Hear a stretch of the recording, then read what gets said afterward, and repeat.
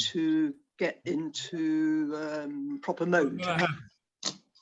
I think I can see beauty. I can see beauty, Ray. Hello, darling. I'm Hello, still. sweetheart. so for those that have got the episode up and be watching as we talk, then if you want to get your episode ready to start, we're going to pause on the opening shot of the episode, which is in the laboratory set. So people just want to make sure they've got the episode ready. So I'll do a countdown from 5, and then we'll all press play. So so we're going to press play on the actual opening shot rather than the often releasing logo or anything like that.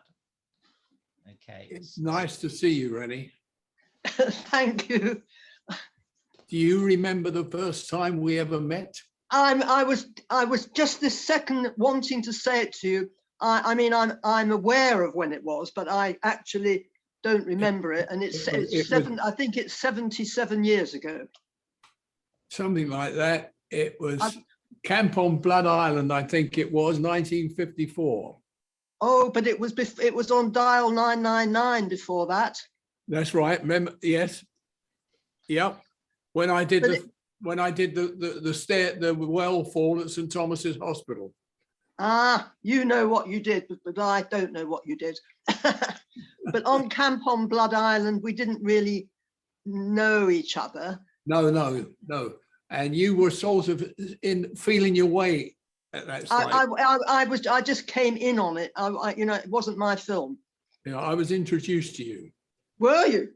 Yeah, around tea, in actual fact, the sausage roll. Oh my God. Oh, well, you have a better, I'm annoyed, you have a better memory than me, because I've got this phenomenal memory, which people think is phenomenal, but you've obviously got a better one. No. You script ladies always had the best memory. Always. But did you like me or not really? I liked you. You were always very helpful. Ah. I mean, the two favorite script supervisors I had in my life, my career, and I've been, you know. You've been tossing them up. No, I haven't. Was you and Gladys Goldsmith. Ah, Gladys. Yes, Gladys. You helped me. And you help every director. Without you guys, we get lost. Oh. We get lost. I mean, I don't mind admitting it. So many times now it doesn't matter. Left to right doesn't matter anymore in filming. Nobody really cares. No. In the old days, if I was ever stuck and I'm looking for, should he be looking left, should he be looking right? Always ask. It was like Bible, whatever, you know, God's will. Yeah. And now sometimes it absolutely, you tell a director or whatever and they laugh it off. Yeah. Well, that's the way. Yeah. I've always had great respect. When I first went to America, I got a shock because the first show I did out at Aguadote was a pilot for a show called, it was with that Sword of Justice. I had a male script supervisor, and I'd never seen a male supervisor, I didn't even know a male supervisor existed. They're 1 in 100. Yeah, but he was. And was he kind of helpful and effeminate? No, he was just very, very businesslike. End of subject. I mean, it was just jot it down, pass it on. That was it. Yeah. It wasn't warm. It wasn't like it used to be. But then I was in a foreign country for my first episode of something. Oh, so you needed a bit of love, yeah, or whatever you call it. Yeah. So how are we doing, Philip? Yeah, that's fine. So we're all ready to start now. So if everybody wants to get ready to press play, so 5, 4, 3, 2, 1, and play. So the first character we see in this episode is Julian Holloway.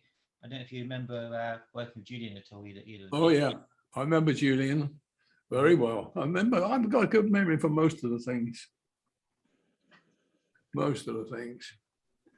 Yeah, but it's a shame because I get cued and think I want to talk about something which I remember, but I don't want to spoil it for anybody who hasn't seen the show, or are we taking it that most of the viewers are fans and they've seen it? If people are still with us by now, then yes, they're fans. I would say yes. I think No, I'm not talking about Julian. I'm talking about your viewers.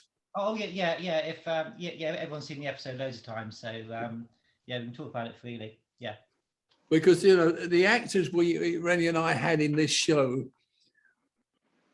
they're good actors. They're all good actors, but they were exceptionally good because, I mean, for instance, it's very difficult to stand and play a scene with a tomato. I mean, which they did. I mean, they did great things with this show. I mean, a lot of people, and I tell you now, if they're listening, is Dennis Spooner was the writer. Yeah. And Dennis was a great mate of all of us, super. Dennis stole this show, this script, from one of his other scripts, because he wrote a script for Jerry Anderson and Silver Anderson. What was the puppet series called? Thunderbirds. Thunderbird. Was it called Thunderbird? Thunderbird. Yeah, Dennis Spooner first wrote this sort of format for a show called The Attack of the Alligators. Right.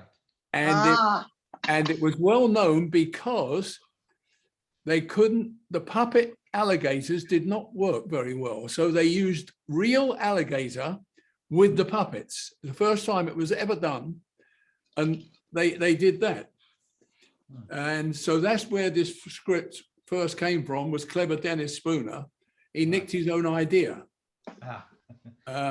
Because I think it was episode 13 of New Avengers.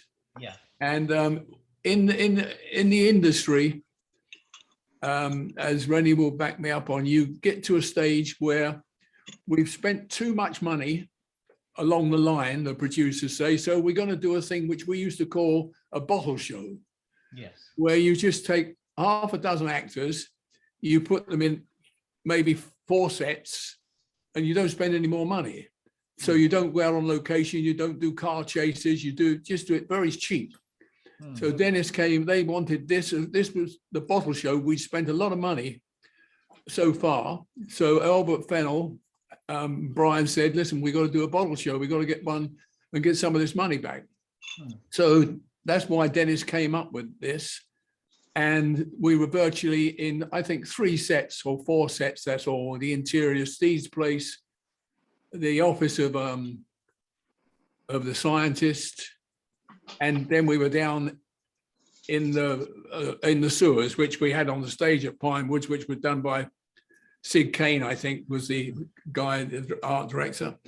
And he built us these tunnels, and that was our bottle show. Yeah. And one tunnel looks like another tunnel, providing you put the camera in a different place, stand someone else there. You're using the same piece of tunnel all the time, but to the audience, it looks like lots of tunnels. Yeah. You know, it was just useless information I'm giving you guys. No, it's a good step to the episode itself. Yeah. Did you, Renée, remember Julian Holloway?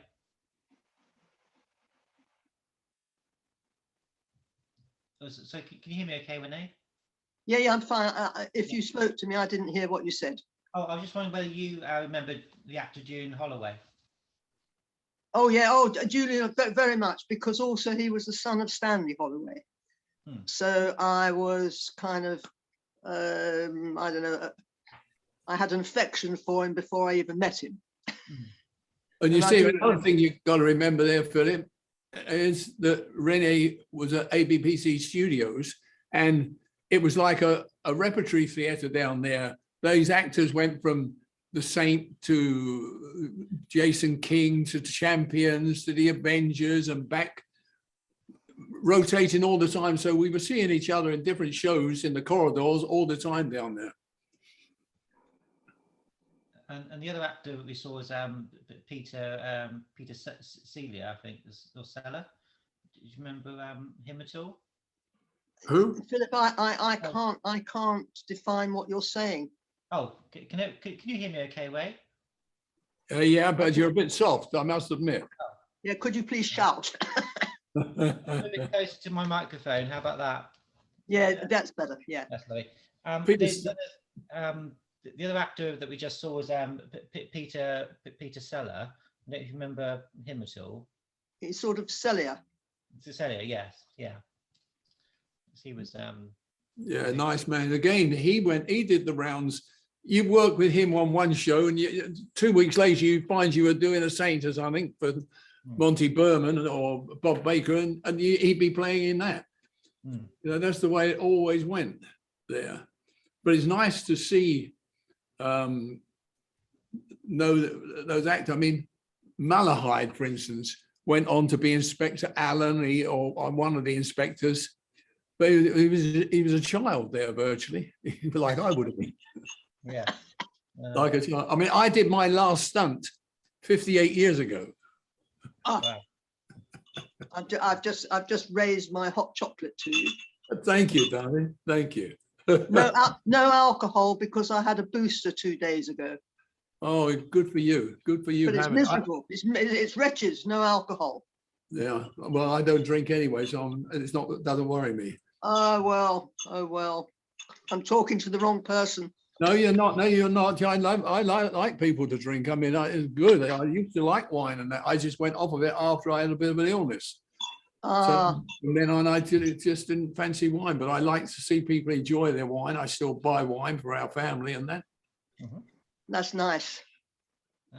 But sorry, do you want to say what's happening? What's happening, Philip? Where are we? Yeah. We're at the point where Peter Seller is he spills some of the fluid that makes things big, and it goes down. Oh God, yes. The drain and the spider. Don't spill the fluid, whatever you do.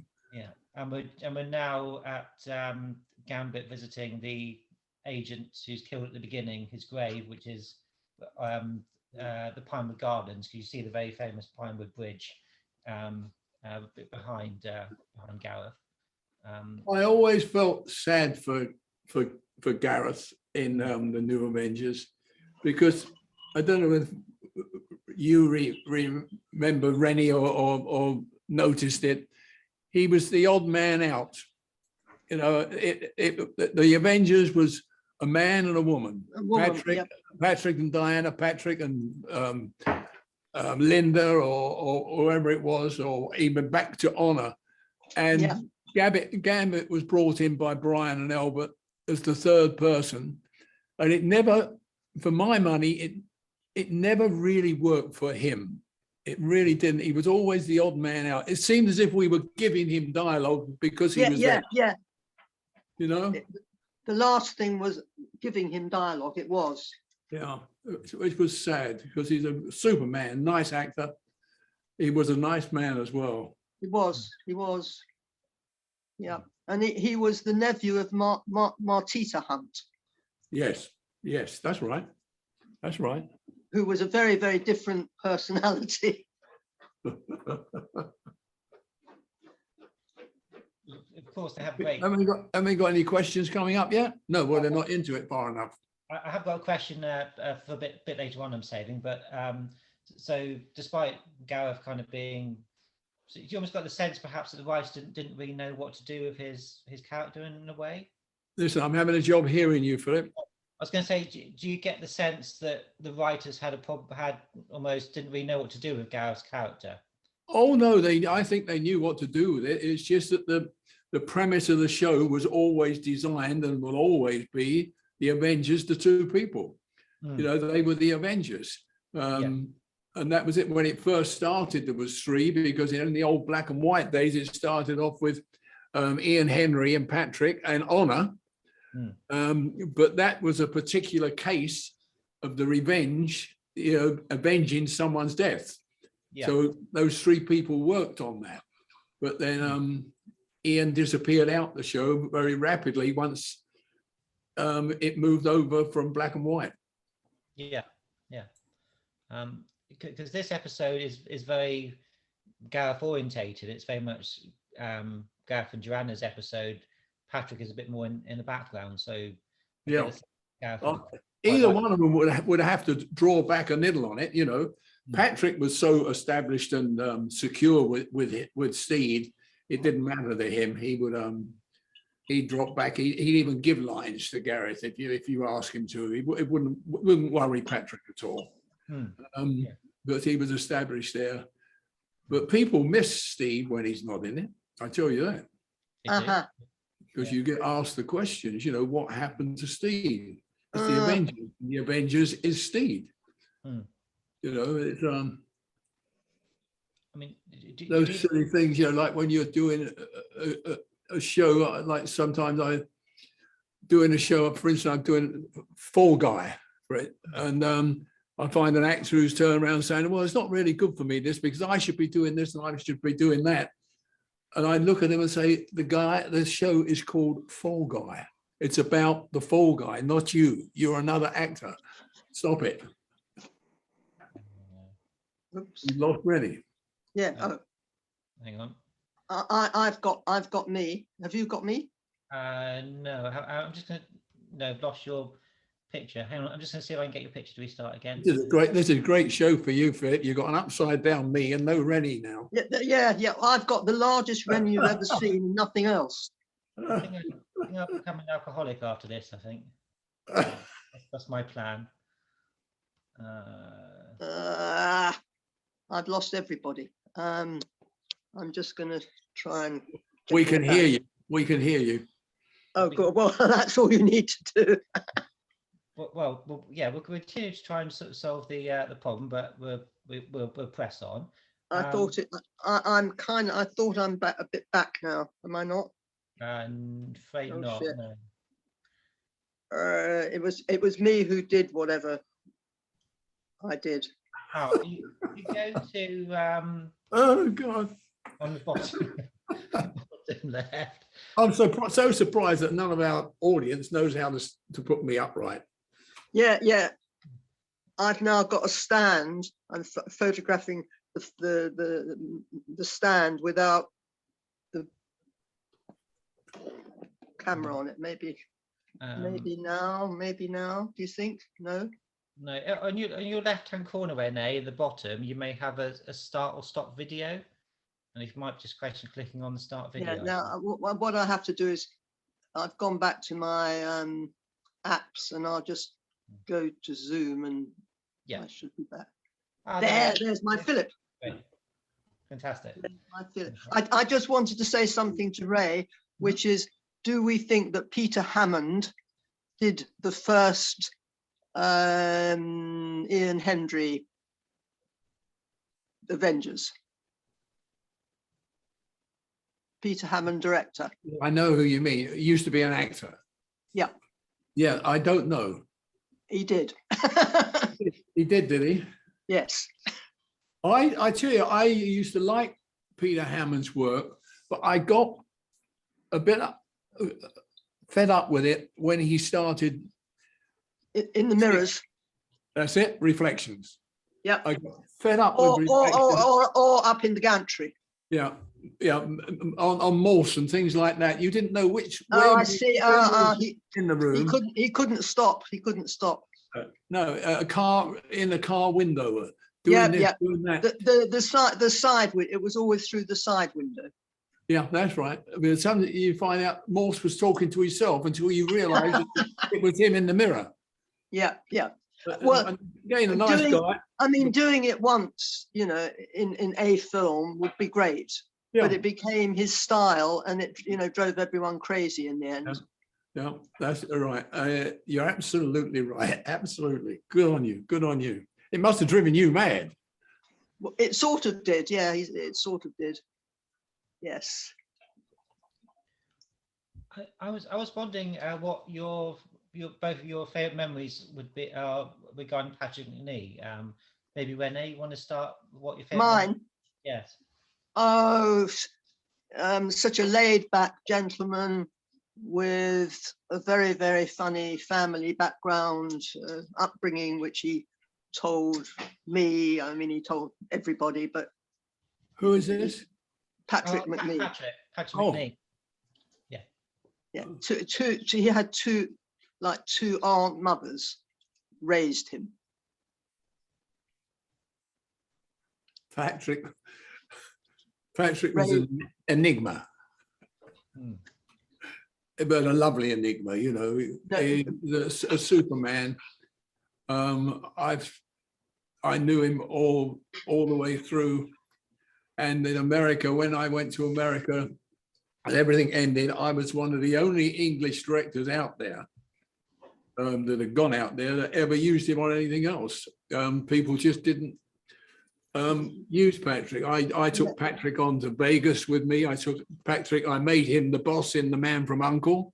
when Carol died. I made Patrick that. He was a Superman. He really was. We used to go down to Palm Springs and run around his garden naked. There's somebody that's just done that recently and got fined and arrested and pilloried, a colonel. Oh God. Upset some boring, very, very, very rich houses, 2 rich houses, and there was he naked. And the others kind of, it's all big news, you know, big English news. You don't have to see big English news. Patrick's garden in Palm Springs, everybody who went there sunbathed naked. One of those things, and it used to be a lot of fun. I guess my man who was naked, it was winter. Well, Patrick's a nice man, and I don't know anyone who's got bad memories of Patrick. I really don't. And No. you said, Ray, that he found it difficult to well, you know, nobody was casting Patrick after the Avengers, and it was people like yourselves who would cast him. What do you think he would have got typecast from playing Steed, or what do you think it was? Well, I suppose he could have done other stuff, couldn't he? But I don't know that he ever. He could have done other stuff. I think he got typecast after a while with that series, you know, because bear in mind it was a great series because it was the first English series ever to be networked in America. You know, the Avengers suddenly took off and America wanted it. We were the first show ever to be networked in America. So worldwide, he was being seen as Steed with the bowler hat or the derby or whatever you want to call it, and his umbrella. And it's difficult to get away a lot of times for an actor to play the same part, like Roger used to play the same. But Patrick also had 2 props, was a bowler hat and an umbrella. I mean, it seems ridiculous, but you get associated with that. I mean, you know, you're in a casting session with something else and someone said, oh, what about Patrick McNee? And someone says, oh yeah, the guy with the bowler hat and the umbrella. No, let's go. We can't have him. Yeah, because people remember him. It's a sad thing, but it happens to actors. It really does. Not so much now, but in the earlier days, it really did. It really did. Well, like Christopher Lee, too tall, originally, too ordinary or whatever, no work.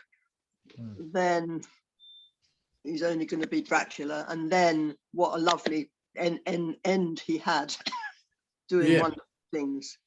Yeah, I mean, people did get it. I mean, look how long it took for the world, or the acting world, to discover the actor Martin Landau. I mean, Martin Landau, you know, Mission Impossible was so tight, that was Mission Impossible. Yet then in later years, towards the end of his life, suddenly found out, well, I spent a lot of time with Martin Landau because I shot so many Space 1999s at Pinewood Studio. You were Space 99, yes. I shot a lot of those for Jerry and Sylvia. But Martin was known. I first met Martin Landau when I doubled him on a picture called North by Northwest.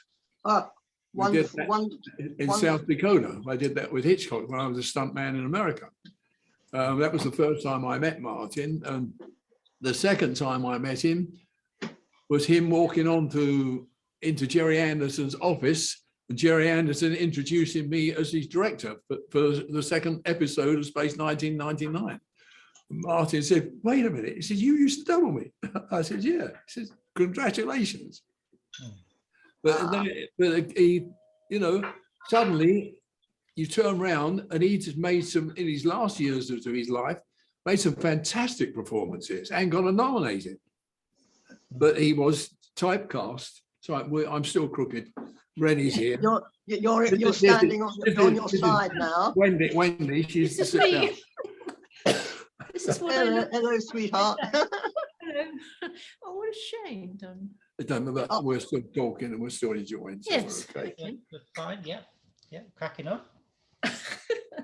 Charles, another cup of tea. A cup of tea, I will make you. Yeah, but as I said, so they do get typecast. But I mean, I remember the last performances of Landau. Absolutely brilliant. Brilliant to find that a man that they suddenly saying, "God, this is a great actor," and he was a great actor. Oh yeah.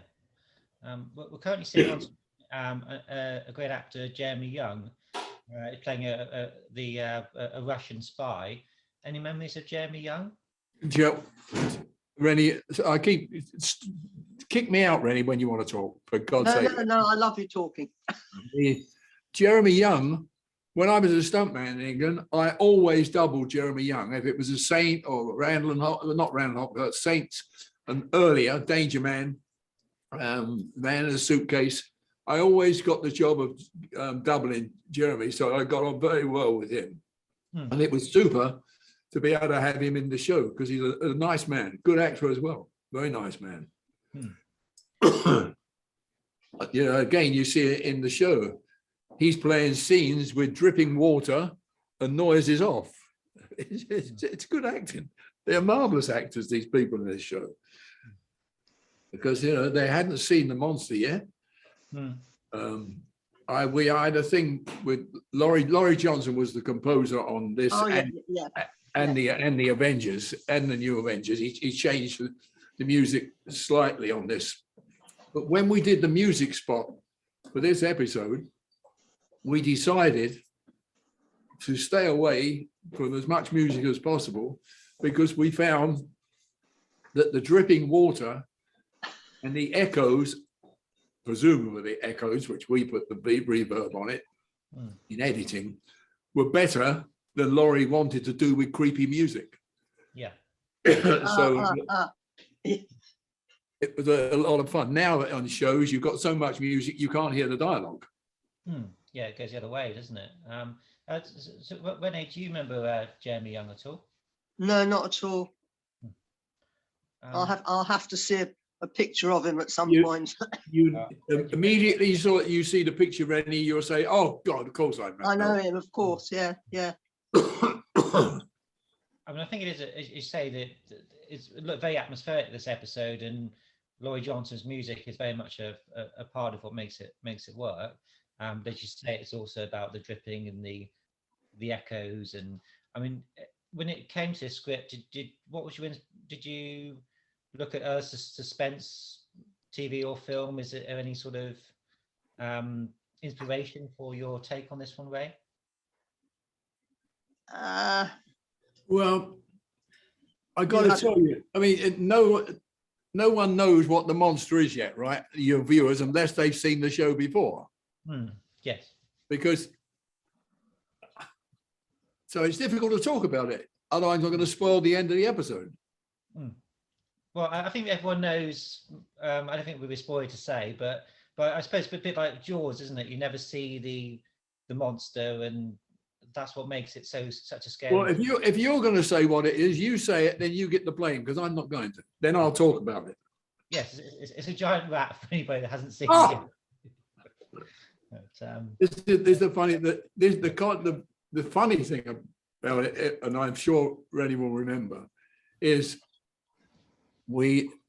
these days in movies and that we have animal wranglers. I mean, even if you're going to use a fly, you've got to have someone who handles flies on set, and you cannot be cruel to that fly. If you're cruel to that fly, you're in trouble. I mean, that is it. I did a pilot for a show called quite a few years back. I talk about memory. It's gone now.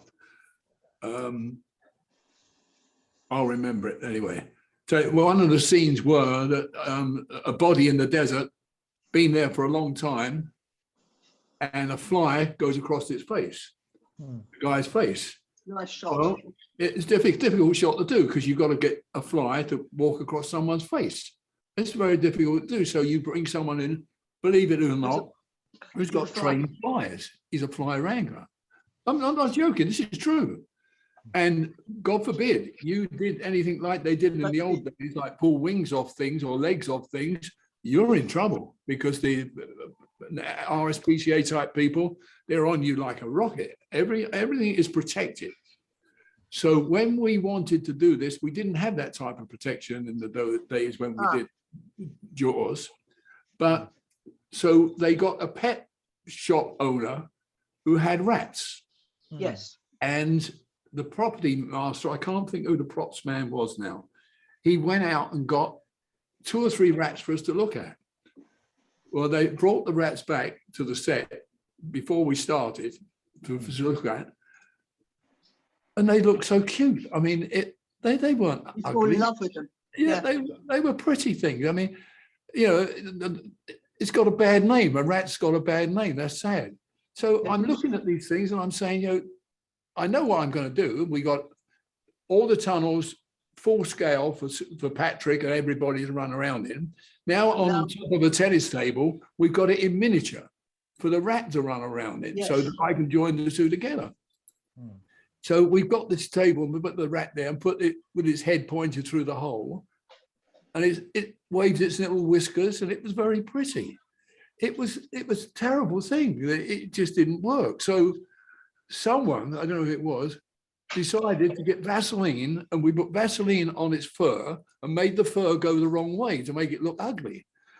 And it helped a little bit, but when the rat's face and his whiskers were there, poking round corners, it was so pretty. I mean, Joanna Lumley said, I like rats. She says, and she said, Purdy likes rats as well. She said, I'm not scared of it. Oh, God. Oh, God. It was so difficult trying to make that work with the rat, because the rat wasn't ugly and we couldn't get it to do its teeth. The only way it would do its teeth was when it was eating, but we couldn't have it eating because it was bits of carrot and things it was eating. It wasn't eating human beings or a leg hanging out of its mouth. It was so difficult to do, I promise you. I mean, I can't remember that torture. I probably was happy to have time typing sheets or something while you had all that problem. Yeah, absolutely. And going around with your Polaroid. Yeah. I think it was before Polaroid days. I think you're probably right. Yeah. I think you're probably right. 47 years ago, 46 years ago. Yeah. 46. Polaroid was 56-ish. First Polaroid brought from America, I seem to think, was in 1956, but I'd have to check it. This show was made in 76. 76. Yeah, exactly. Oh, Yeah. well, there were Polaroids then, yes. Which were a savior to you girls. Oh, absolutely. It saved stomach ulcers. It saved arguments as well. Yeah. because I you mean, get the director they're or not an infallible check, because you take your Polaroid at a certain point, and unless you did a video, you don't get. It doesn't give you everything you need to check. I remember at times of actors saying, "No, I didn't have a handkerchief in that pocket." Yeah. And we used to come up and say, "Yes, you did. Look, there it is. Put it back." We had a question from Nick about working with the rats, and part of which you've answered. But you did want to say, how did you get the rat to lie down at the end of the episode?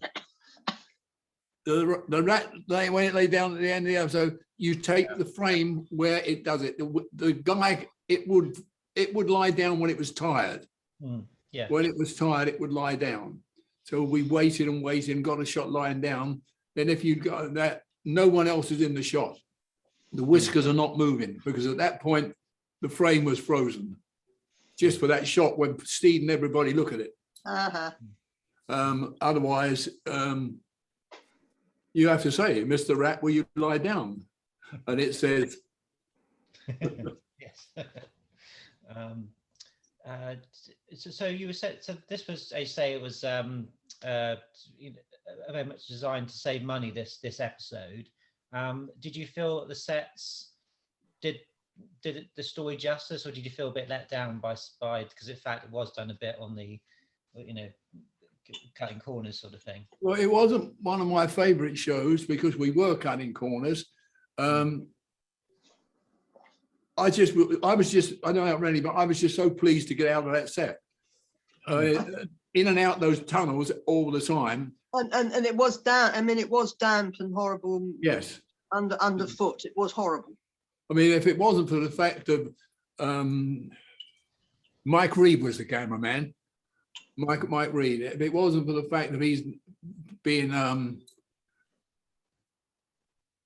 knowing what he was doing, we'd have been a lot wetter there, because if you're watching some of the shots which are probably going on now, you will see the reflections of the water up on the roof of the tunnel, and you can hear their boots swishing backwards and forwards through the water, and you see the sparkle.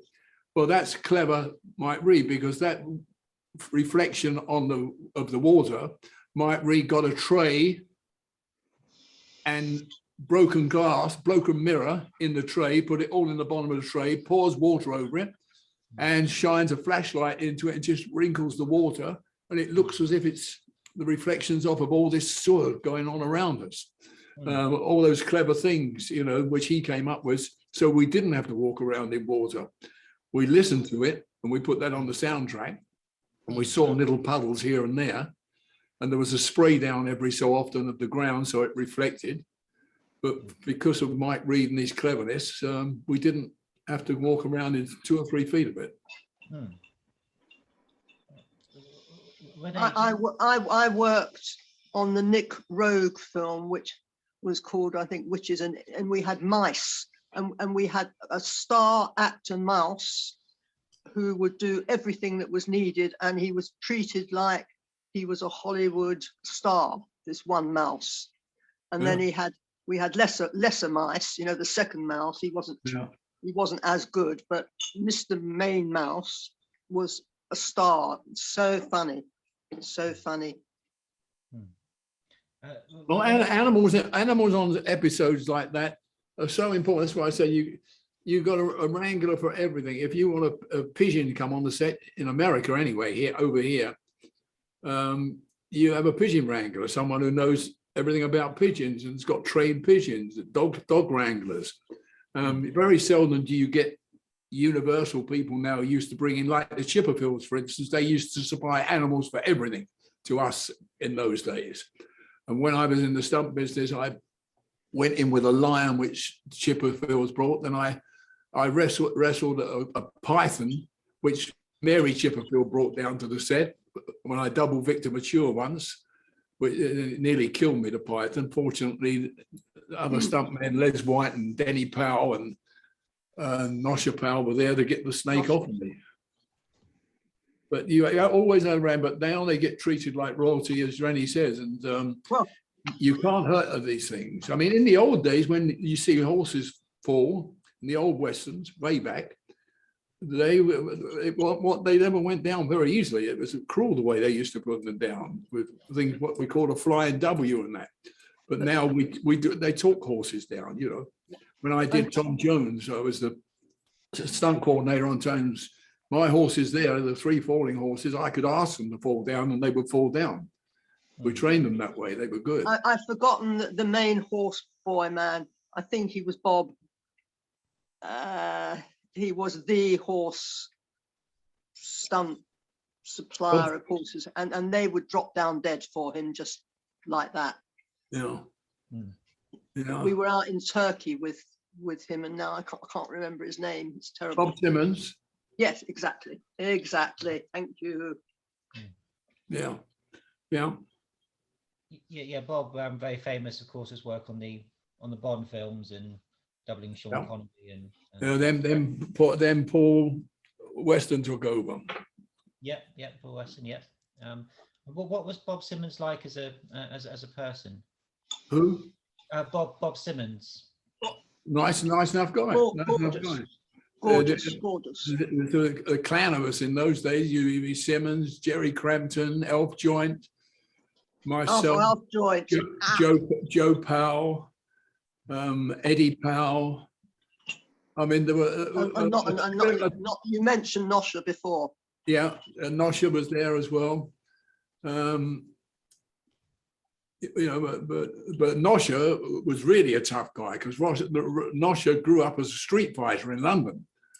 He used to fight in the streets. He never used to do it only on stunts, Denny, his brother, is still with us. I talk to Denny about once every 2 weeks. I give him a phone call and we have a chat about things.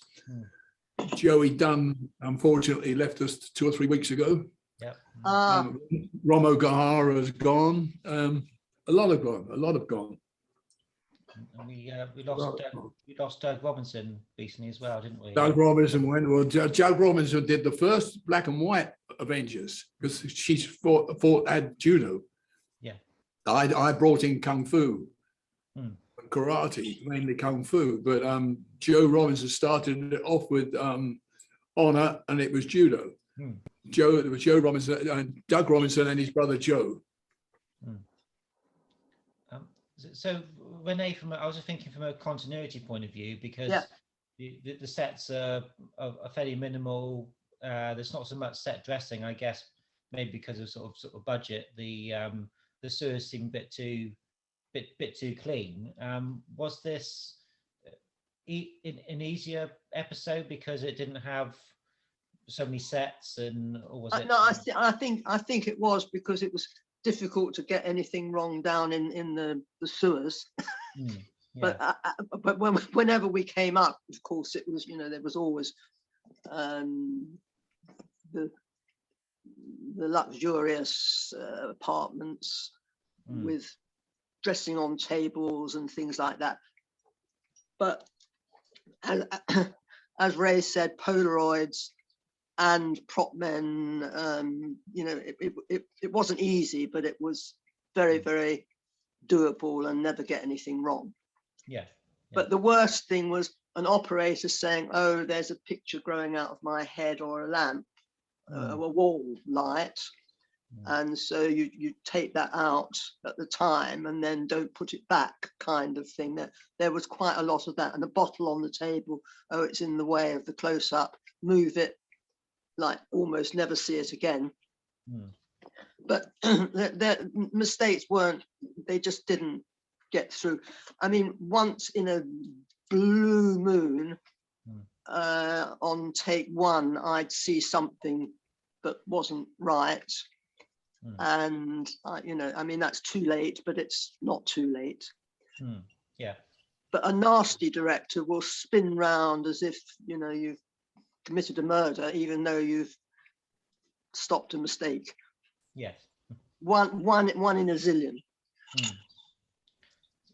So from a director's point of view, Ray, is sometimes if there's multiple takes and a take perhaps is an actor performs better on take one rather than take 5, for example, but continuity wise it doesn't quite match. So what happens is our job is to make a note which goes to the film editor at night, and we say, like, director liked this take, but continuity was wrong, please don't use it. And they do use it. Of course, the editor does use it. And he also, the wonderful American famous editor, Walter Murch, he said, I don't care about, we'll call it continuity. I cut with the shot that has the flow. Yeah. Would you agree with that, Ray, that at the end of the day it's about... I've only seen one, and not a mistake on my part, but something that was wrong, and they used it. Yeah. It was somebody's legs crossed the wrong way, and I said, legs are crossed the wrong way, and we went again, but the legs of Ross the wrong way was used in the shot, and I'm sitting in the theatre seeing rushes, and then I'm sitting at the rough cut, you know, sort of shaking with fear and rage. But it happened. Yeah. Would you agree with Renée, Ray, that it's all about, although you want to preserve the continuity, if it's better for the story or better take? Well, we can't, you know, we can't agree to that. But there's a very, very nasty comedian who's got a program called like Gaffes. It's not called that. And he finds mistakes, but they're mostly in Hollywood films. Oh, yeah, yeah. And then he makes a big thing. There's an aeroplane, so that's a continuity mistake. An airplane, or like a crowd artist 20 miles back with boots instead of sandals, and he attributes it to continuity, which it absolutely is not. So I don't like. I hate him. I actually hate him. Mistakes happen because actors get carried away, and you may go for 2-3 takes on a scene or a shot, and the actor has decided that he can do it better the second time. He's going to change it as he did from the first time, so he's liable to screw you up that way, and you find you've got a problem with those things. But unless it's a big continuity thing, if the performance is there and it's something that's not going to stand out in a million miles, I'd go for the performance. Yeah. But if it's something ridiculous, so it's obvious, like the person looking the wrong way.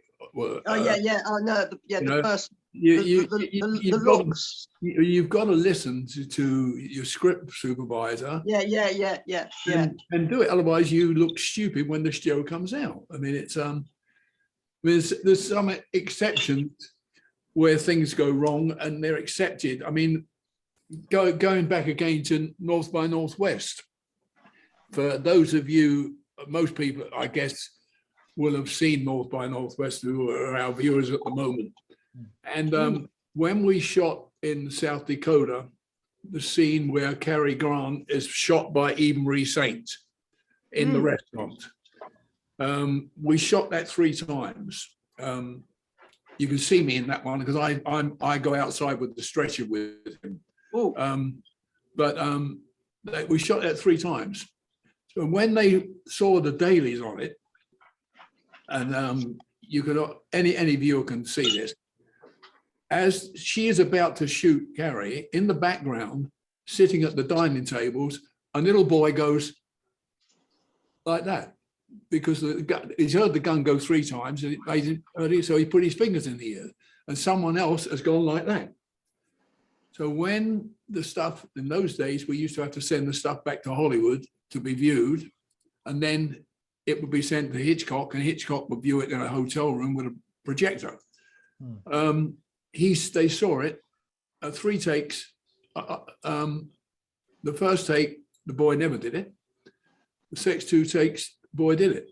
And Scotty said to Hitch, Christ, look at that, that's so-and-so and so-and-so. He said, I tell you what, he said, the first take where it doesn't happen, he says it's not very good for Cary. He said the second 2 takes where the boy does it and they know the gun's going to go off. He said, if the audience are looking at that, they're not watching my film. And that was it. And it's in the film to this day.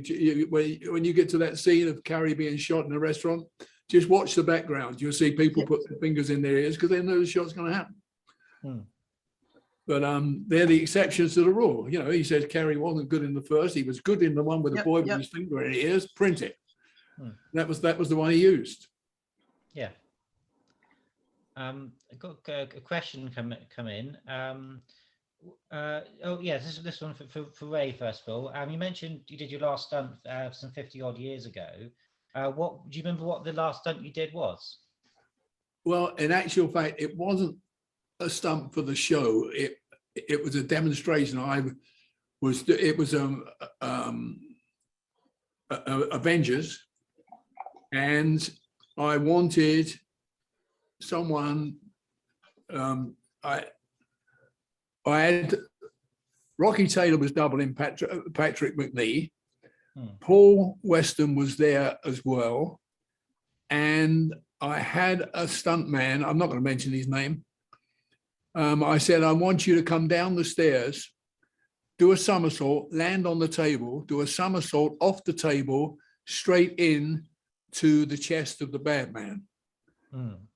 So as the stunt arranger, I would rehearse this and ready for the director. And the director on that show was Charlie Crichton. Mhm. And so I said, okay, let me see you do it, Terry, or whatever his name was. And so he came down the stairs. He couldn't do the first somersault. The next somersault off the table, he fell on his back. It happened 3 times, couldn't do it. I got very upset, and Rocky was there because he was going to be Steed. And I said, oh, Buck, I said, this is what I want you to do. I stood on the stairs, I did a somersault, and I landed and did it. And that was the last stunt I did, showing someone else how to do a stunt.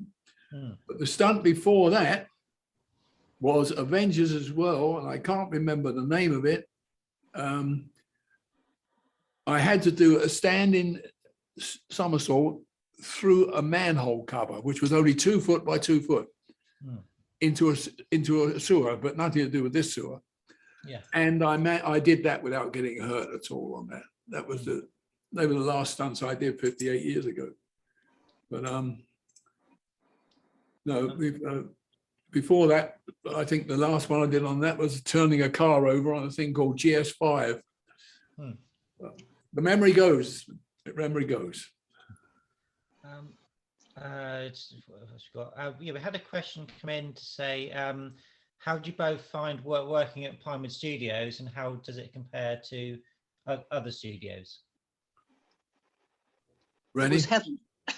I mean, I loved being at Pinewood. I liked Pinewood better than being at Elstree. I liked being at Shepperton, but the journey was longer. So, you know, there's all sorts of stuff. But Pinewood probably was the favourite for me. Yeah. I think Pinewood for me as well. I used to love Shepperton. I like Shepperton very much. And I've got very good memories of Shepperton, of all the studios. ABPC, I have good memories of that because I started my directing and writing career there. I mean, yeah, of course. Yeah. So it's very sentimental to me, that place. You know, it's like MGM in Hollywood was very sentimental. That's where I first ever got into the stunt business. But I think Renée's right. Pinewood was. Listen, I earned a lot of money at Pinewood when I was a stuntman. You know, from jumping off the deck of the Titanic to, so many things we did there in those days. We had the big tank at the back of the Pinewood where we did the Titanic thing there. No, I think Pinewood was best, and also the restaurant was very good at Pinewood. Oh, yeah. I mean, the best really was Denham when Denham was Denham. And I was there from when I was, I think, 17 and a half to 19. And everything was going on there at the time. It was still wartime, and that was absolutely wonderful. But we used to do the rounds. I mean, you remember more than I do because I'm wartime for me was 10 years, 12 years old, running around the streets picking up shrapnel and that. Well, I had the great advantage of being older than you, but I'm jealous that Cyril Collick, who was a sound mixer, he was, I think, 8 years older than me, and he had all that pre-war experience in studios, and we used to laugh about how envious I was of him and I wanted to be older. Because we had Merton Park Studios, we had Ealing Studios, we had Denham, Merton Park. We had Marylebone and we had Carlton Hill. That's right. Where else might we have had? Bushy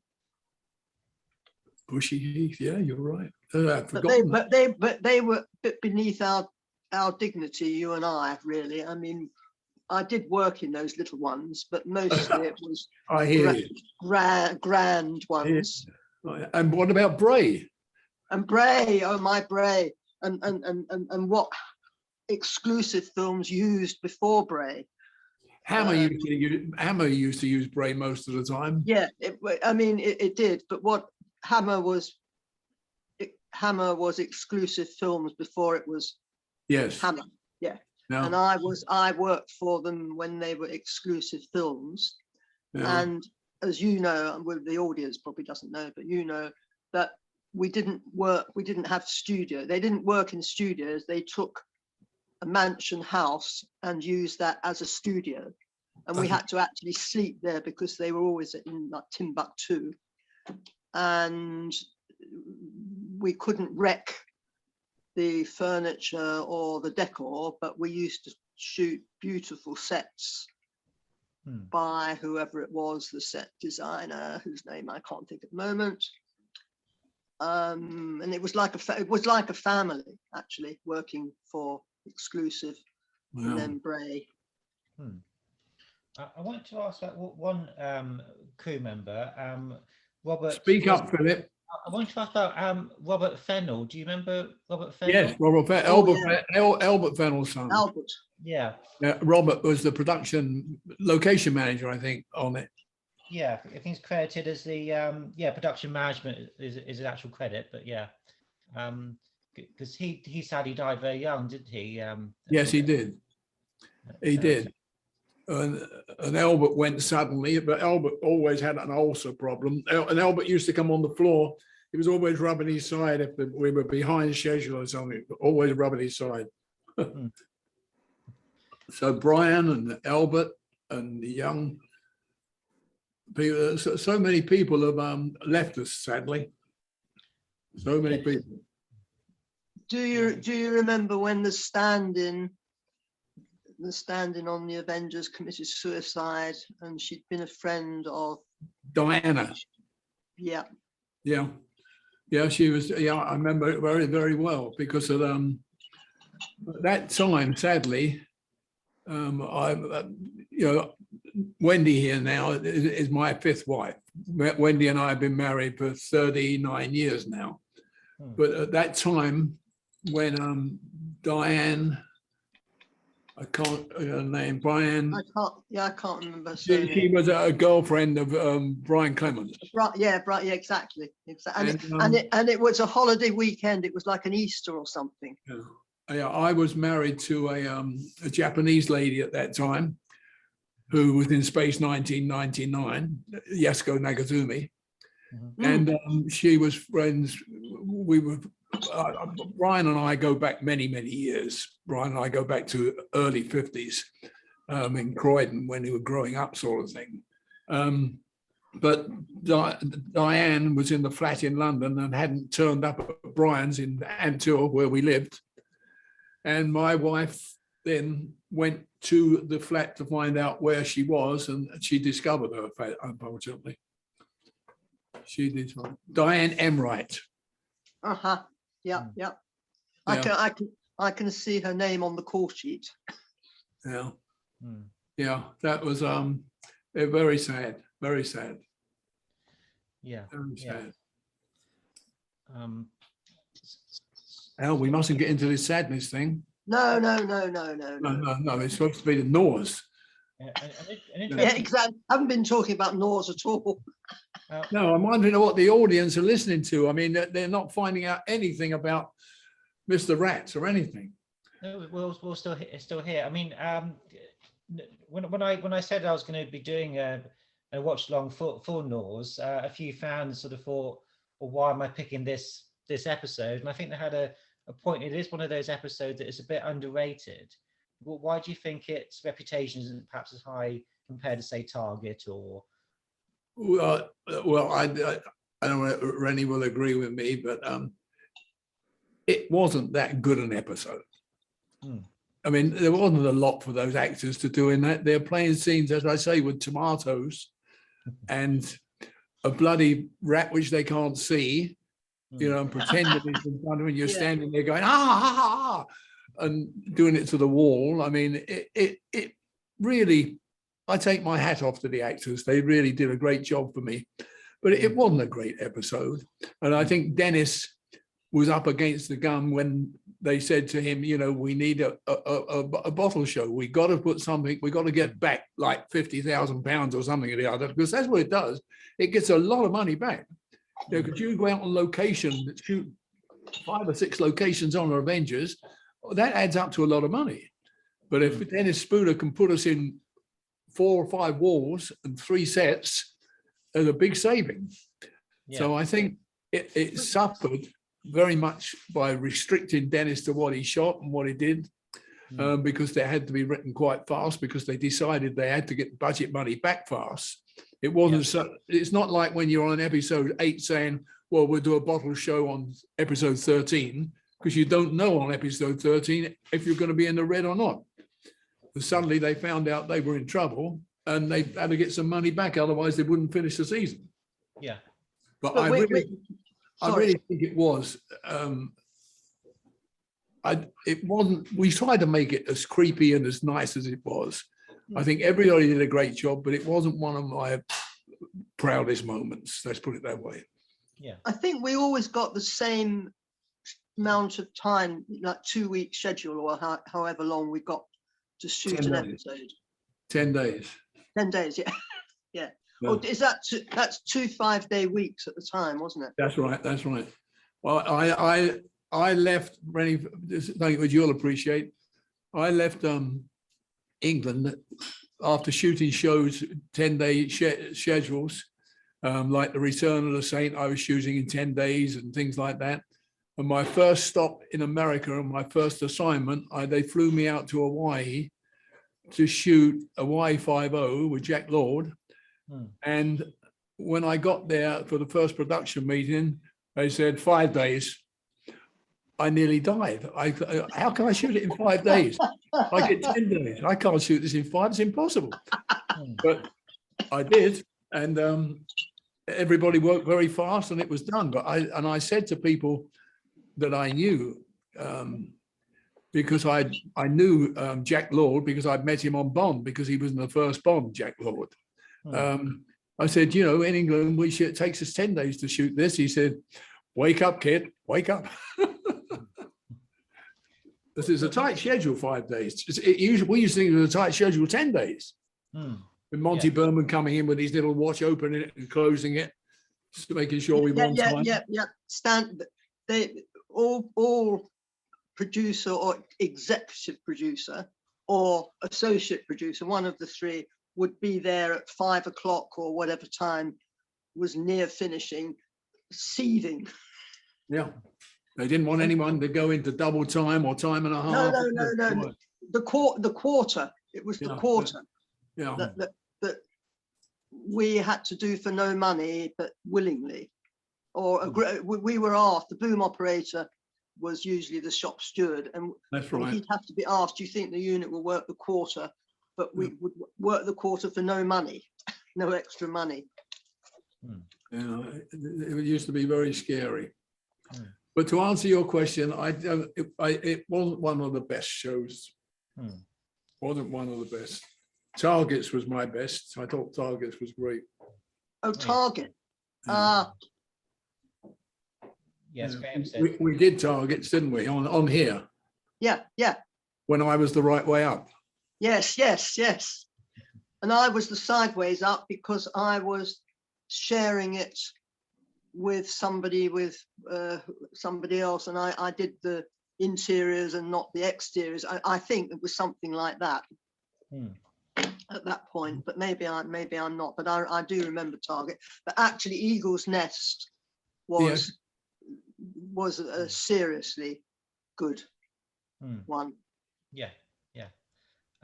When it came to the episodes that you directed, Ray, did you have a choice of what you did, or were you assigned episodes much like Renee would have been?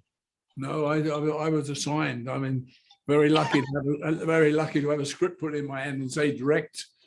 Bear in mind where I come from. I come from being a stuntman through the ranks, and suddenly I'm a director. And the first actual show I directed was Second Unit with Gladys Goldsmith as my script supervisor on the Avengers. That was my very first assignment. Giving me a camera and a unit to go out and do it with. And Paul Beeson was my cameraman. Yeah. And Alan Hume was the cameraman on the floor on the main unit. I think it was Alan Hume. Yeah, I think it was. Tony White was the camera operator. Oh, Tony White. Ah, But no, I was. You even in America, the script is handed to you. That's it. You're not there to choose. I mean, pilots, yes. When I shot pilots, I was always given the script. Did I want to shoot the pilot? yeah. The show I was thinking about with the, by the way, with the fly on the guy's nose was Airwolf. Oh yes, yeah. Because I shot the pilot of Airwolf. Those you had a chance to have scripts changed and say, hey, let's rewrite this and redo that. But Saints, Avengers, and that the script there it is, wham, shoot it, and that's the way you go. You know, you bring up certain things and get Brian to change them, or Terry Nation or whoever was there, but you weren't going to change the format for Monty Berman or Bob Baker. It just wasn't going to happen. Yeah. They were in there for the money, and that was it. It was done. Man of the World was a lovely series for me to work on way back. Which one was that? It was just called Man of the World, and it had Craig Stevens, I think. Craig Stevens. Yeah. And what else can I remember about it?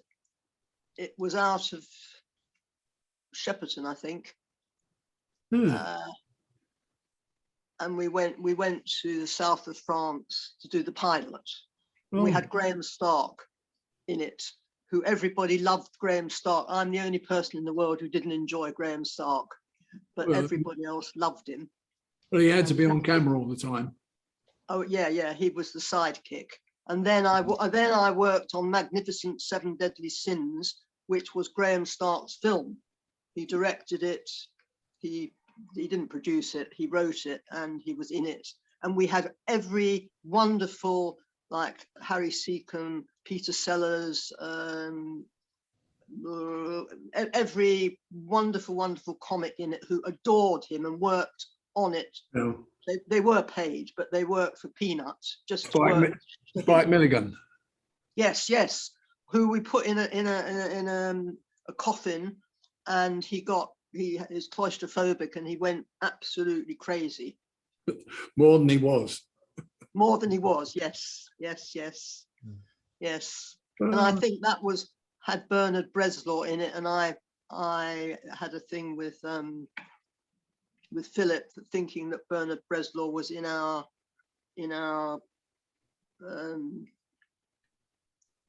tunnels, our whatever, what are they called, where we've been, the wet horrible place where you and I had to shoot our Gnaws. The drains, the sewers, yeah. And there must have been a sewer sequence in Magnificent Seven Deadliest Sins, because I can see Bernard Bresslaw there, and I asked Philip, was he in ours? And he said, no. So it must have been Graham Stark's. Yes. Because Bernard Bresslaw was a very tall man, wasn't he? Yes, big. Because I was getting muddled up for a moment with Bernie Cribbins. No, I never had Bernie Cribbins, but I had Bernard Bresslaw. Yeah. Yes. We hadn't mentioned Joanna Lumley yet, because she does have not the best time of it, and she gets into a fight and she loses her boot, and she gets in the water and everything like that. What was she like to work with? As good as gold. Jo Lumley was always good. She never ever gave me a problem, ever. And in this, she had the funniest lines in this. And the great thing about Jo, she throws them away, those lines. She just throws them away, and it works for her the way she does it. You know, she doesn't sit and think about how she is going to say that line and how it should come over, and should she do this, and she just lets it go, and it works. And I mean, she bounces off of Gambit very well every time. Every time, but she did in every episode with me. I mean, I shot a lot of episodes of New Avengers. And Renee, similar experiences with Joanna? Absolutely loved her. Easy for me in every way. No, absolutely wonderful. Wonderful. Wonderful. And you both have another connection. Obviously, Ray started out with the original Avengers series, but so did you, Renée. You worked on. I just went in. I went in on a lot of the Avengers on a second unit. I don't think I ever had to go in when someone was ill, but I did lots of second unit, particularly one with John Krish, whom I knew very, very well from other things. Nice director, nice man. Nice man. Nice man. Writer as well, John. Yes. Did you ever have Ernie Robinson as an operator? Yes. Yes. Oh, I'm so glad. Yeah. Oh, I'm so glad, because I lived with him for 8 years. Really? He lived with me, shall I say, for 8 years? Yeah. Ernie was a nice man. He was an unusual person, and Johnny Huff says that Ernie taught him to direct technically. Well, most of the cameramen were a godsend to me. I mean, they taught me most of my craft. The cameramen, most of my craft. I used to drive them mad because I knew at a very early age that I wanted to be behind the camera. I didn't want to be. Yes, yes. I used to drive everybody mad, including the directors like Jimmy Hill and Charlie Crichton, Sidney Hayes especially, asking them questions all the time, and they say, "Well, leave me alone." And then people like Alan Hume and Beeson, all very good. The cameramen, they taught me my business. Used to watch them light sets, and it was wonderful. Wonderful.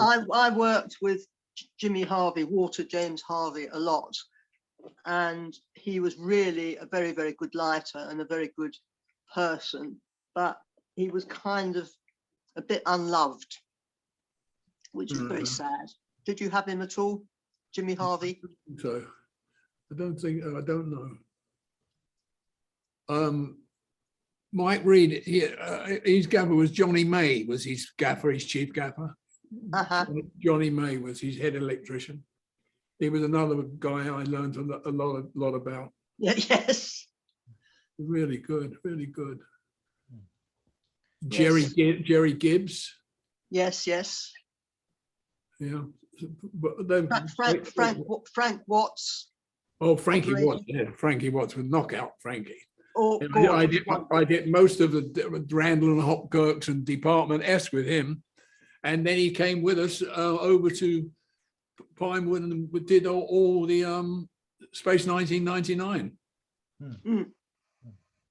Frankie Watts was the cameraman for that. No, he's a nice man. Lived right outside Fulham football ground. I wanted to ask. Wife's name was Janet. You remember Johnny Goodman? Yes. Oh, indeed, indeed. Yes, yes. I think he took me on to other companies occasionally. So how are the audience liking this? We're not getting any questions on this one, Philip. I have got some more that have come in. Just thinking about Johnny Goodman, I had the opportunity to meet him at Persuaders. They did a 40th anniversary event, and Johnny Goodman was there, and yeah, he was a lovely guy to chat to. Another one sadly missed, of course. I hadn't seen him for years, and I was invited to be key speaker at the London Film Museum. And Johnny was there with his wife. Yeah. Which was, I hadn't seen him for many, many years. And Johnny Huff was there. Johnny Huff, I see every so often. I saw Johnny Huff as well on the 50th anniversary of the Avengers at Chichester University. Yeah. When I went down there. Here's a good one for you, Ray. Is it harder being a stuntman or a TV director? Is it harder being a stuntman or a TV director? Yeah. Harder being a stuntman, it hurts. Well, yeah. Every so often it hurts. It was hard it was hard making the choice to make the change. I wanted to make the change. I wanted to do it very badly. I very, very badly. And I was doing the Avengers. I was stunt coordinator on the Avengers and the stunt coordinator on 2 or 3 different shows, at different studios. But the Avengers was my main one. And I was then wanting very badly to make the change. And I used to earn very good money as being a stunt coordinator. And one of my stunt men who used to help me out most of the time, I used to always use a stunt man called Joe Dunn. I was going to ask you about Joe Dunn. That's good. Carry on. Joe Dunn, sadly passed about 3 or 4 weeks ago. Yeah. But so Joe, Brian Clements and Albert Fennell gave me the break of, did I want to direct second unit? Did I want to direct second unit? I mean, it's gold. I mean, a stunt man going from a stunt man to a director, unheard of. No one had done it ever. Not here, and Al Needham in America hadn't done it yet. I was the only person in the world. No one had done it. It's a stuntmen are like this. They get all thick.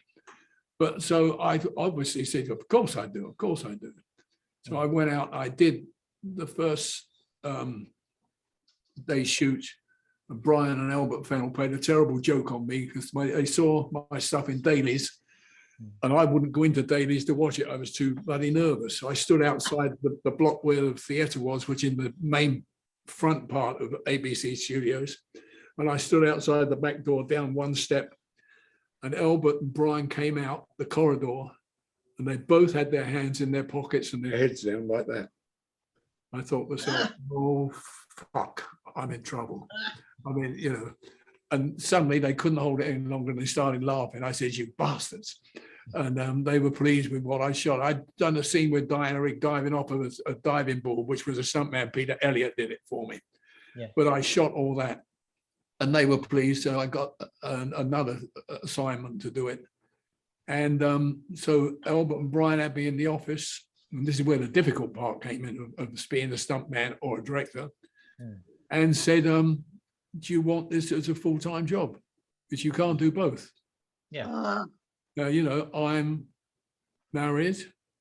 I've got a house out near Brian, up in Ampthill in Bedfordshire, mortgage. And I can't remember exactly, but I think I would take home as the stunt coordinator on that particular Avengers, somewhere between doing a stunt here and there, about £300 or £400 a week, you know, doing a couple of stunts and my arranging fee. And I was going to want to do second unit director, £225 a week. So I'm thinking, oh God, I can't do this. Well, they said, well, if not, we're going to offer it to Johnny Huff.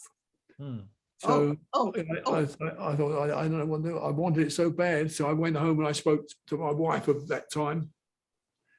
And then she said, well, you want it badly? I said, yeah, because I do.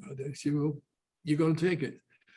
So I walked down to Brian's house, which was down the lane from us there. I said, listen, I'm going to do it. I want to do the second unit. So I moved over to second unit.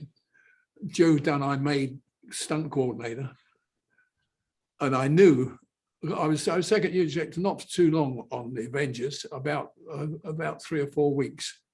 But I used to look at Joe Dunn on paydays and knowing he was getting much more money than I was getting on. I thought, God, why did I do it? Why did I do it? That was the hardest thing of making the changeover.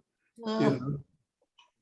And then I was lucky enough to get Bob Baker and Roger Moore to let me direct a whole episode of The Saint, The Desperate Diplomat. Whoa. And I got my first assignment, and well, the rest is history. Up to date, I directed over 300 hours of television, so I'm a very lucky fellow. A very lucky fellow. But So is Johnny Huff. Johnny Huff went on from second unit director up the ladder. He directed his movies. He became full-time director indeed. It's good. And he's absolutely lovely to work with for, for us, John, me. absolutely. Heaven. Absolutely. And also the incredible thing was that when I first started directing main unit and then went back to the Avengers to direct as well, Johnny was my second unit director. The first one he second unit directed for me was Have Gun Will Haggle. With one of the changeover ones. And he did shot second unit for me on that. So it was a great revolving thing. And Johnny and I see each other every so often, not for a long time now, but the last time was at the London Museum or one of the lectures, because I lecture a little bit here and there around the world, or I was, but I don't travel so much now. Yeah. But we used to bang into each other, and always good, always good. Leads us on to a nice little question, again, for both of you. What is your proudest achievement? Renée, if you want to go first. Oh no, I don't. I don't have. I don't have one really. Well, I suppose to be here now talking to you both. I think my proudest one is I woke up this morning. Yeah, exactly. Yeah, quite. I woke up this morning thinking I'm 33. That's my proudest achievement. I think becoming a director was a great achievement for me in career-wise. Meeting my Wendy, my fifth wife, was a great achievement as well, because she's kept me on the straight and narrow. But yeah, becoming a director is a big thing. As I said before, no one had ever heard of it. I have one little funny story that I worked with Jack Gold a lot as a director, and he was wonderful to work with, but he absolutely ruined it for everybody because he was so fast. He was the fastest director doing very, very high standard work. And he established that you can do it in like 8 weeks or whatever it is. And he wasn't hated by everybody, but like in their hearts, a few of them really were most upset because they had to keep up to his standard, which they couldn't. Well, I had so I mean, both worked on the Avengers in the 60s, and now we're here in 76. It's only a few years later. Yeah, so a decade goes by pretty much from the original Avengers to the new Avengers. Has the industry changed a lot by the mid 70s? Is the new Avengers, does it have a different feel in terms of how it's made compared to the original show? I don't think so. I think that span from the original Avengers, which black color, that was the big thing. We changed the color on practically every program eventually by then. Yeah. But the technique, the procedure and everything, I don't think that had changed. Faces changed and new skills came in and talent came in. But I don't think technically the industry had made its change yet. We hadn't got the phones, we hadn't got technology, we couldn't do computer generated work and all that sort of stuff. I think the changes came much later. Yeah. I mean, my biggest change for me, I kept on shooting the way I was taught by the Sydney Hares and Charlie Crichtons, and I was taught my craft, and I kept that way because that's the way directors work and that's the way people act, and that's my job, to go and play with all these toys. I'm the luckiest man in the world to be given all these toys and go and play with them. And that's the way I carried on, and that's why I got very lucky in America and got show after show after show. I never stopped work ever. My first time I realized I was a little bit behind the times was I shot a pilot again of a show called Jag, which was an American show. And for the first time, we had technology story-wise, because story-wise on this particular episode I shot, we were on the Kitty Hawk, which was a very big aircraft carrier. Well, when I walked onto the set to shoot the stuff on the bridge, I mean, there's television monitors and screens and numbers going up and down and graphs showing, frighten the life out of me. You know, I've got 3 cameras I can use wherever I want. They're all synced up, but I've got all these technical people there on computers now making all these things happen for this battle sequence. And I thought, so I'm completely out of my depth. Completely out of my depth. I mean, normally when we were doing the shows before, I would shoot 10 seconds on a blank television screen, which is a matte finish, and the editing department and special effects would put all the stuff on the screen. And that would be all the graphs, the letter that came from the printer or whatever it was. But now all this was happening live. It was synced up. You couldn't shoot a television screen in my days, in the early days, because you get bars going across it because of different speed. It wasn't 24 frames per second. You had to have it synced up, which cost a lot of money, and Ernie Berman wouldn't pay extra money to have it synced up. So we have to do inserts. So when I got onto JAG, and all the time I spent on JAG, there was always technical stuff in it.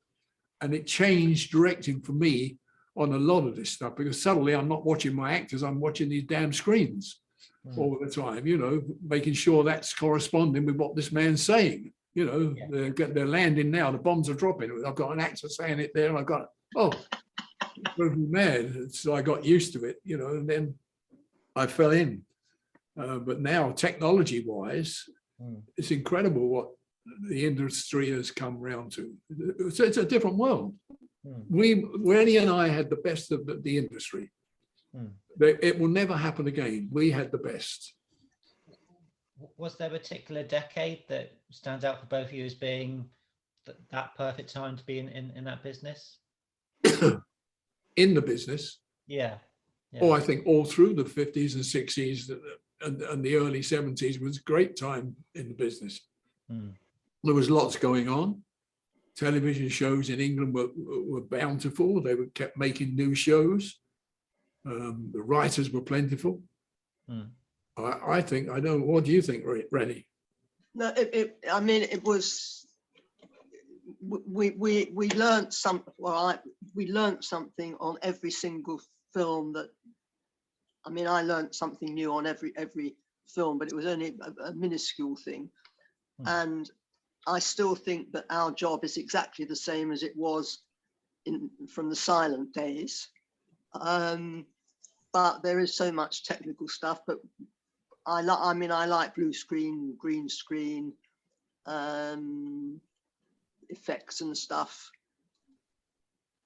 But I can't say I would like it less now or more now than way back. I just loved it all along, and just kind of rolled forward with anything that one learnt.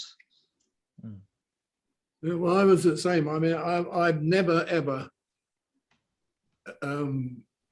even back in stunt days, but more so when I was a director, ever felt that I didn't want to learn. I would always listen to other people and hear what they had to say, because most of the time they were right. You know, I made mistakes. I mean, I always remember with Johnny Goodman, I made a mistake on the Saint. We had 2 Jaguars, a grey, silver grey, and a green. And we were doing a car chase, and I said, right, get the green Jaguar ready. And the props man said to me, no, it's the silver one. I said, no, I said, it's the green. And I'm right, I'm the director. We saw dailies next day. I was wrong. It should have been the silver one. You know, stupid man, not listening. I've always that horrible gaff program that I haven't seen lately would say that was our fault. They wouldn't mention that it was the directors. No. Well, at least I've always put my hand up. Always. Yeah. So on that occasion, did you have to redo it? No, we cut it out completely. It It was Oh, the so that's beginning. like that's a knife in your heart still then. I mean, Yeah, I've got a few no. knives still in my heart, definitely. It was the first part of the car chase. I'm already going to have to shoot the rest of it, so I had it right after that. But always listen to your props man. Always listen to your scripts. Yeah. They're not saying it to be big heads and that, and they're saying it because they know what happened and they're right. It's like, well, the thing I learned very early in directing, very early, was directing. I think it was the second or third thing I ever did, and I was in the habit of watching other directors, good directors. I mean, like Crichton and Sidney Hayes and Bob Day and all these people, and I knew their technique and the way they worked. And because you're on such a tight schedule on television shows in England in those days, 10 days, you had to do your homework and know what you were going to shoot next day and know where to do it and what shots to do to keep the pages and keep on schedule. And so people like, bless him, Charlie Crichton would say, right, the door's there, you come in there, and as you come over the room there, you'll sit there and you'll talk there and they'll give you the letter or whatever. That's just verbatim. And the actors would do it, and there would be very seldom arguments about anything at all. Very seldom, especially on those shows, because everybody wanted to work and they worked. Well, I started off that way. And then I can't remember the actor's name. I was blocking a scene, and the actor turned around and said, but what if I did so-and-so and so-and-so, so-and-so and so-and-so? And I looked at him, but I'm the director. I'm the one who called the shots. I don't want any of that crap. That's what was going on in my head. But also in my head, I know the man was right. He was absolutely right. It was what I was saying to do didn't work. It was uninteresting, nothing. What he wanted to do was a bit more difficult for me because I had to do another camera setup to cover it. Instead of getting it in one, I had to do it in two and then a reverse. So I said, okay, there you go. So we did it his way. And from then on, all the way through my career, what I do when I go to a scene and start a scene on any show, we walk into a room like this room here, my dining room, I say to the actors, right, well, when we read the lines, we all stand there and read it, you know, so and so and so and so and so. Okay, let's see what you want to do with it. I stand back and I let them block it and do it their way. Now, I would change this if it's not going to work for me, or I don't think it is dramatic enough or something. Then I would step in and say, well, no, I think it's better you do that, or I don't like the way you said that. That's a different thing. But because you're doing that, you're letting them apply their craft, and their instinct is usually correct, the way they're working the scene. So if you let that, stand back, watch it happen, and you say to yourself, well, that was a lot better than I was going to block it. I know that. Now, I'm not saying that out loud to them, but in my head, I know that they've done better than I blocked it. Now, all I've got to do now is put cameras on it and make sure it works and make sure the references and the right dialogue is there and it's playing the way I want it to play to tell the narrative. But the moving around the set and that, they've done it much better than me because it's natural to them. They feel as if they need to do that. So I've always done that. So I've never got to a stage where I say, I know best. I'll always listen. I'd always listen to my actors who want to block a scene, always, because you bet your life, 9 times out of 10, their instinct is right. They know where it feels right to say that line. They know when it feels right to sit down. You don't have to tell the actor when to sit and stand. They know it. Yeah. Terence Fisher did it the same way. Yeah, well, it's the right way to do it, I think. Yeah. But I can't remember any other director, truly, letting the actors think that they're more right. Well, they are. If you think about not any. Well, I always did it all the way through. As I said earlier, I've directed 300 hours of television now, and any of my actors will tell you that I always work that way, always, and very seldom change it unless it's something that that's got to be changed or needs to be changed. It's common sense to me. It's common sense.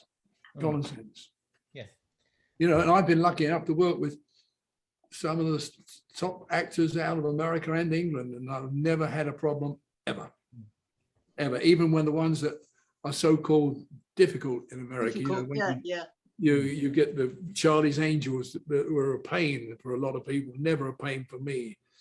You know, Jack Lord was never a pain for me. You're always good as gold, no problem at all. And all these people, I don't know. It's just the way I work and the way I like it.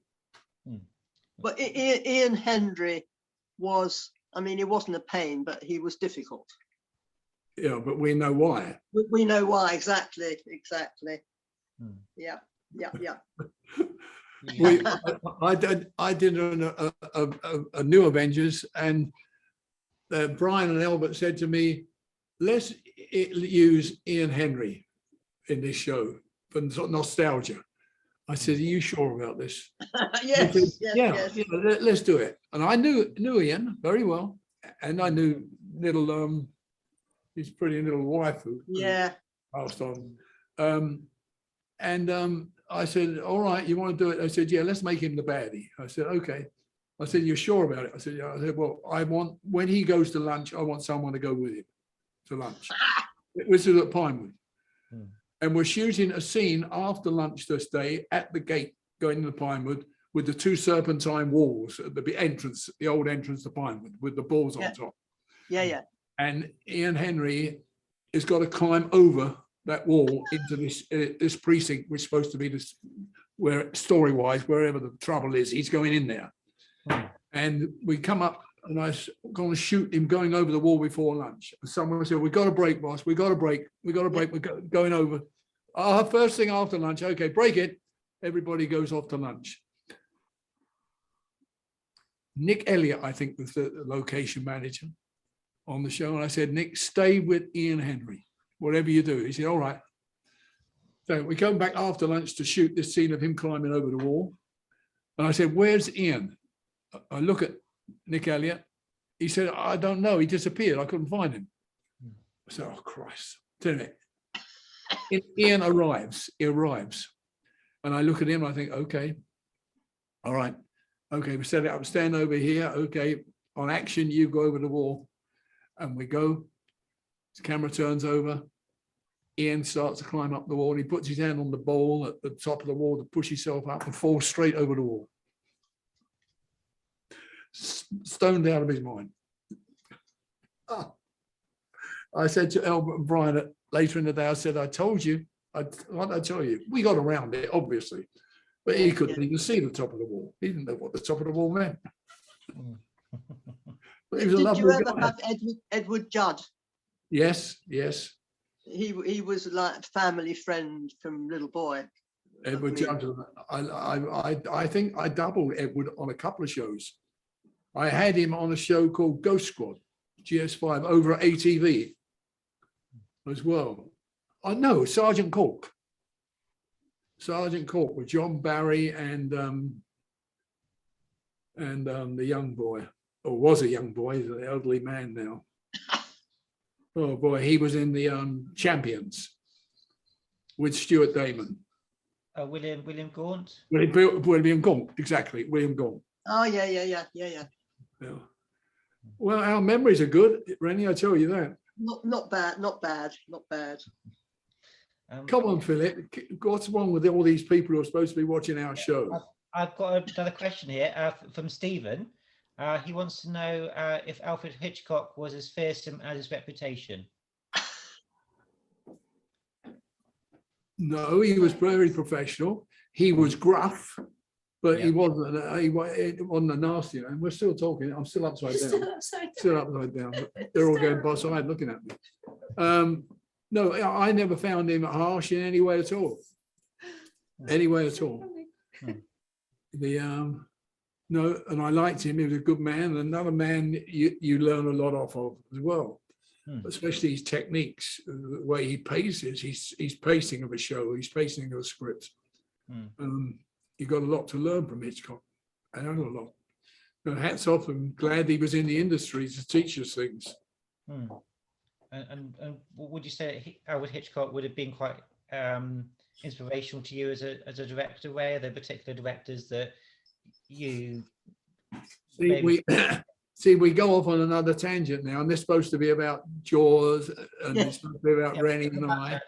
But as you know, I worked with Hitchcock on North by Northwest. I was on the stunt team. The stunt coordinator was a guy called Paul Stader.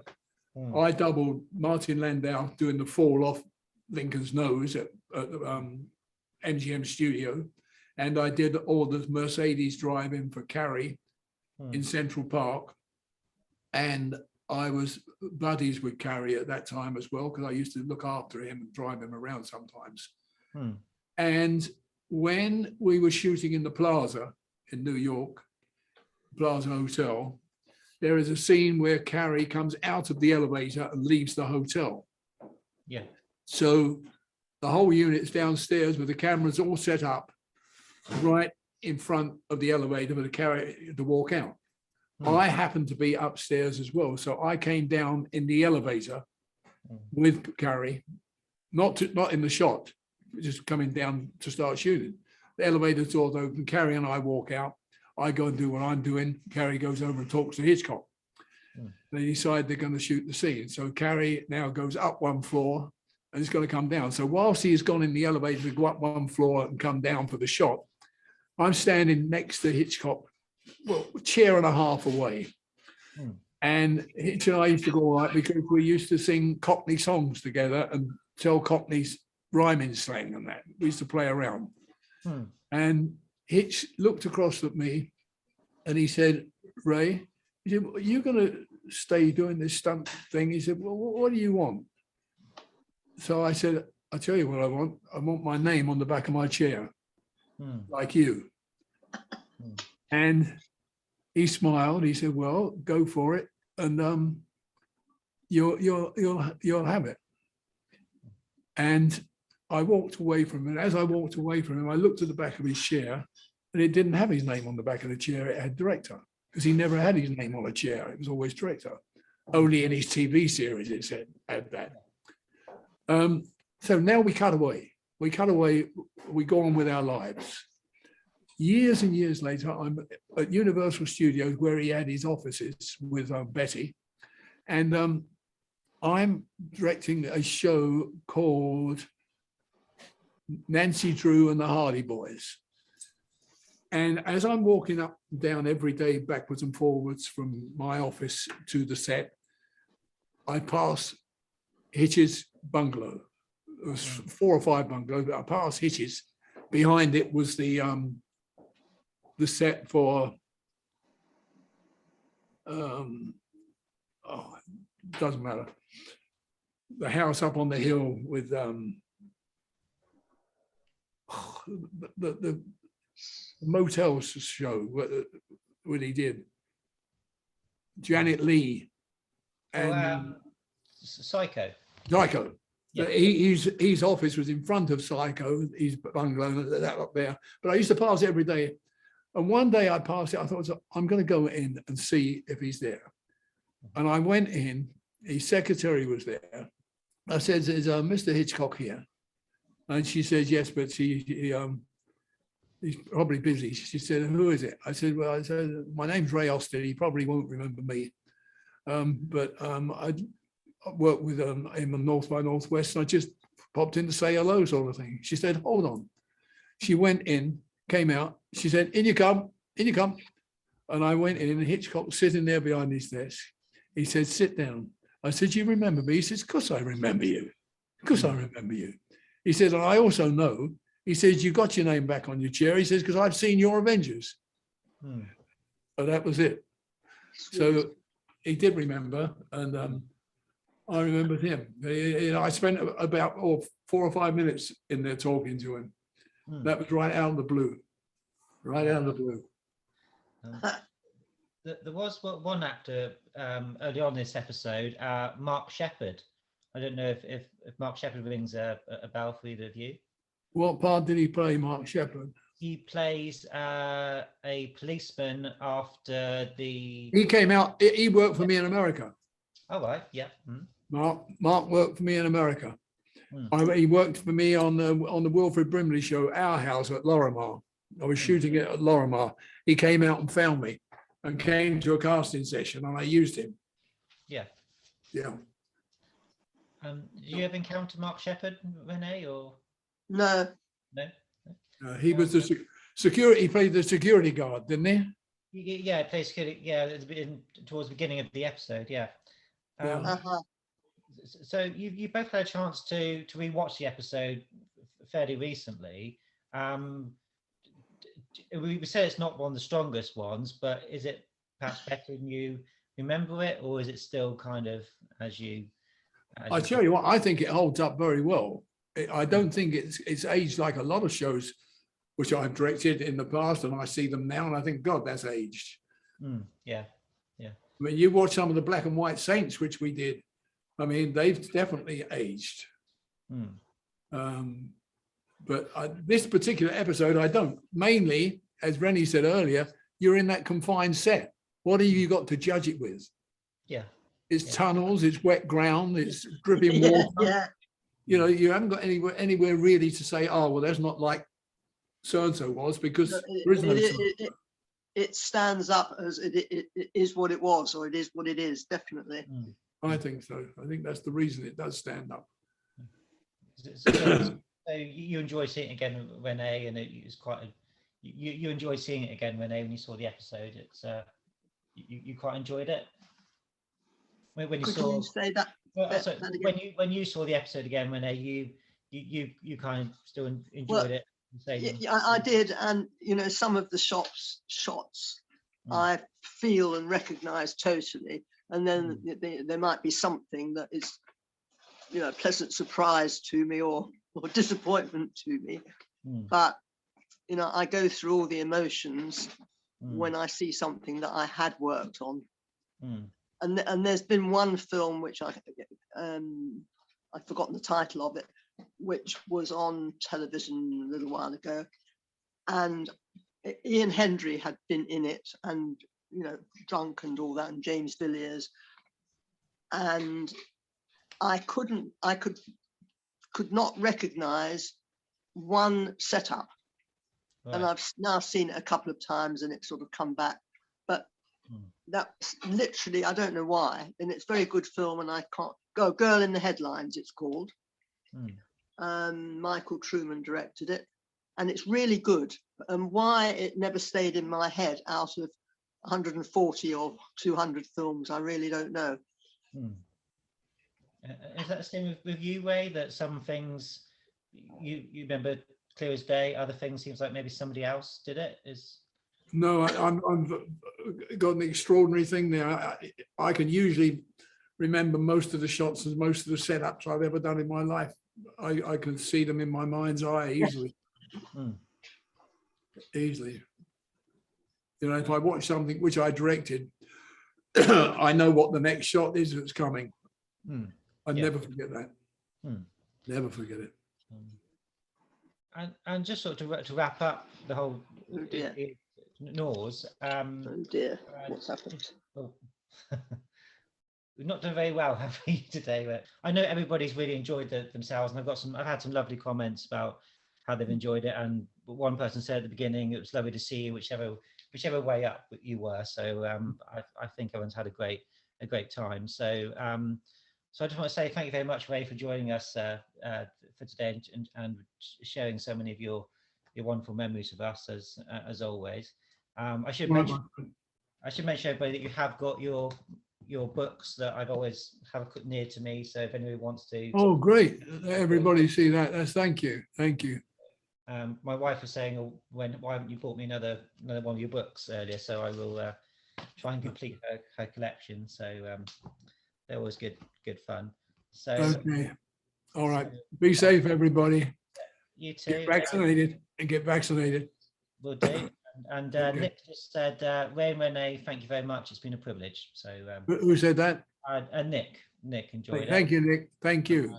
And yeah, Ian said the same. Excellent interview. Yeah, so thanks for a really good one, Ray. Lovely to see you after a while, and I'll drop you an email and we'll try and work out this technical issue. All right. Okay. Be safe, everyone. You too. Take care. Bye.